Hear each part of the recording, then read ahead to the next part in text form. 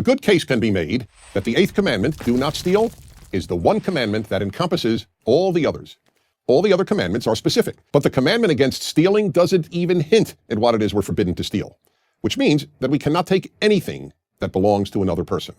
And that in turn means, first and foremost, the commandment against stealing has always been understood to mean that we are not allowed to steal another human being, what we call kidnapping. That is why no one who had even an elementary understanding of the 8th commandment could ever use the Bible to justify the kidnapping of human beings and selling them into slavery.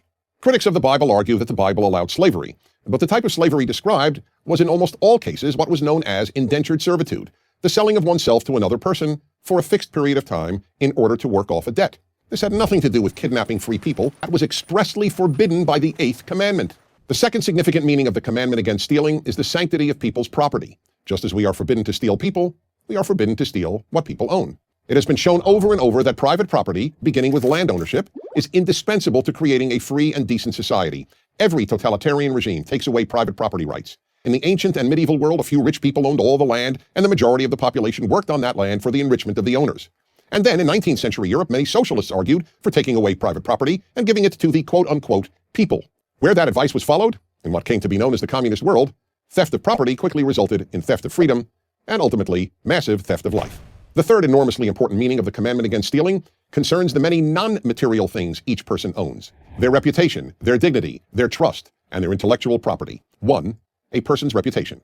Stealing a person's good name, whether through libel, slander, or gossip, is a particularly destructive form of theft, because, unlike money or property, once a person's good name has been stolen, it can almost never be fully restored. 2. A person's dignity is known as humiliation, and humiliating a person, especially in public, can do permanent damage to what is perhaps the most precious thing any of us owns: our dignity.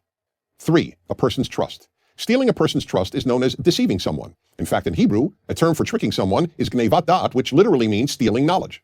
One example is tricking people into buying something, as when a real estate agent omits telling a prospective purchaser all the flaws in a home in order to make a sale. Another example would be when someone deceives another person with insincere proclamations of love in order to obtain material or sexual favors. 4. A person's intellectual property. This form of theft includes anything from copying software or downloading music and movies without paying for them, to stealing a person's words, what we know as plagiarism.